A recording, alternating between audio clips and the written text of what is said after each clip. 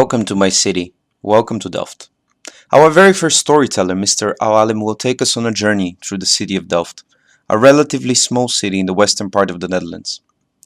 If you haven't watched his personal introduction, pause the video right now and follow the link in the description. Following Mr. Al-Alim's steps, we will explore stories about trade, religion, royal families, and piracy, to name a few, but most of all, stories underlining the historical significance of this fascinating city. And so, our journey begins. So one of the three most picturesque parts of Delft, according to Vermeer, who painted all three in one painting, is the Oostpoort. The other two being the Old Haven at the Kolk, at the bottom of the Veuningstraat, or Westvest actually, and the Oude Delft. And the third one is the church in the center of town. But the Oostpoort is the last remaining entrance from the four original city gates that allowed you to go into town, and it's known as one of the prettiest places in all of Delft. It has two towers, and it's a unique place, and it's used a lot for photography, but actually now it's the house of an artist. I don't know if he's still living there anymore, or she, I don't know. But every year there's an open monument day, and every owner of a monument in Delft generally opens their doors to the general public. So you can walk in there and see this very strange layout of the house with a very long, thin hallway that leads to a living room on one side and a dining room on the other side.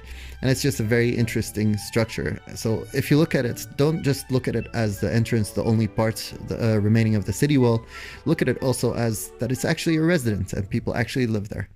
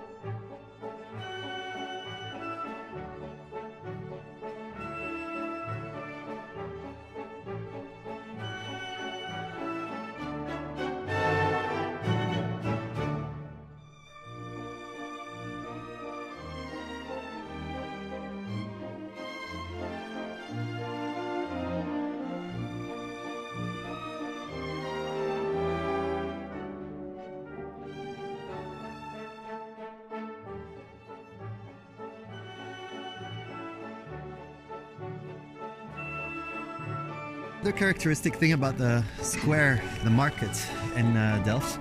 First, if we look at the old town hall, you can see Lady Justice standing on top of the town hall with the normal things that you see Lady Justice holding, so the scale and the sword. But as opposed to Lady Justice everywhere else in the world, the Dutch Lady Justice does not wear a veil. And the reason is that in most countries they consider Lady Justice to be objective and not to look at the person, but to look at what the crime is that was committed, or the facts. And in the Netherlands they don't believe in that. Justice in the Netherlands actually does take the person into account and does determine what the punishment is, or how to judge someone, depending also on their status and how they fit into society. Another thing that you can see actually by looking all around the square is that there are a lot of symbols of Freemasonry surrounding the square. So you'll see a lot of facades of buildings where there's always an odd number of windows, And usually there's one that's standing a little bit more central. Especially if you look at the old design, you'll find that a lot. And there are a lot of symbols like the obelisks and the fleur de lis, the flower of life, or the ball of wisdom, or the, how do you call it, rail of wisdom. And they're all over the place, including the royal crown and the lion that symbolizes the royal family. If you look inside the church, you'll see above the grave of William of Orange many symbols, and it's actually very much worth taking the audio tour of the church, even though it doesn't look like there's much when you take the tour without knowing the history of the place. The story of the church itself is quite interesting because they consider it like a phoenix. It has been burnt down more than once and rebuilt every time larger than it was before. So they consider it to resemble the phoenix because it comes back more powerful every time it gets burned down. If you look at the symbols around the tombstone of William of Orange, they actually tell a lot about the Dutch history and culture. You'll see a lot of references, for example, towards nature and the coexistence of nature and man, but also of justice and the connection to religion, for example, which plays a central role in Dutch history. Delft having been one of the places where the different religions of the time, so different forms of Christianity, mainly Catholicism and the Protestants, but you also have the Wallonian Church and other forms of Christianity that used to come together, which is part of the reason that you have a lot of churches in Delft. The new church, it is the place where all of the royalty in the Netherlands are buried, at least the kings and queens of the Netherlands. They're buried under the church. The reason for that is that the first, he wasn't a king, he was actually a prince of the Netherlands, William of Orange. When he got shot, he couldn't be returned back to his home country, actually, or his home region. So they needed to find a place to bury him where it wasn't under the Spanish Inquisition. And since he had chosen Delft as his hometown, they decided that Delft should be the place where he would be buried among the people that he had chosen to stand by their side. So as an honor for the Netherlands and for the family, they now are all buried under the church when they die. Also, a lot of the royal weddings and funerals take place in this church. So in the path leading towards the church, there's the old town hall that's standing in front of it. And you'll see a lot of the presidents or heads of state going from the old town hall and walking towards the new church in the ceremony.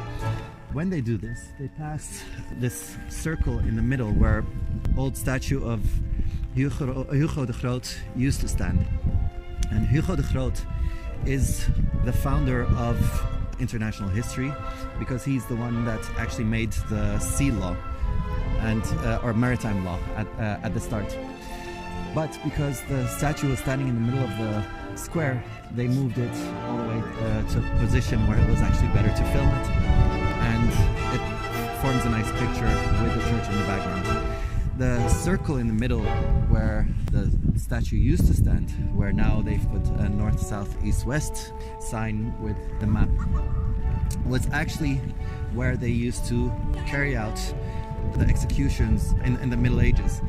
So in the old town hall, the heads of the clans used to come together and they used to decide on the fate of prisoners, which weren't necessarily always just, but at least if the popular vote was against someone, then they would be charged a lot of the time back in the day.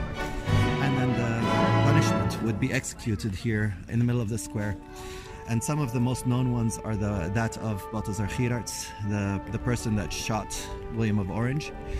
The punishment that he received was that they first cut open his chest, pulled out his heart, slapped him in his face with his own heart. They demanned him, and then they did something they call vierendelen, which is that they attach every one of the limbs to a horse and pull the person apart. And after that, he was beheaded, and his limbs each was placed on top of one of the 4 gates that used to surround Delft at the time. And his head was placed on a stake on the center side of the wall, looking at the position where his escape horse was meant to stand. as a symbol of you never made it out, you never escaped. Another person that was known to have been killed in the center was burnt alive together with his entire family, on top of all the Bibles that he had printed, because it was the publisher of the first Protestant Bible. Well, it was the printer of the first Protestant Bibles. And because the Spanish wanted everything to be Catholic at the time, they burnt him together with his own family in the center, also as a warning for everybody that was not Catholic, not to publish things that wouldn't be accepted by the Catholic Church.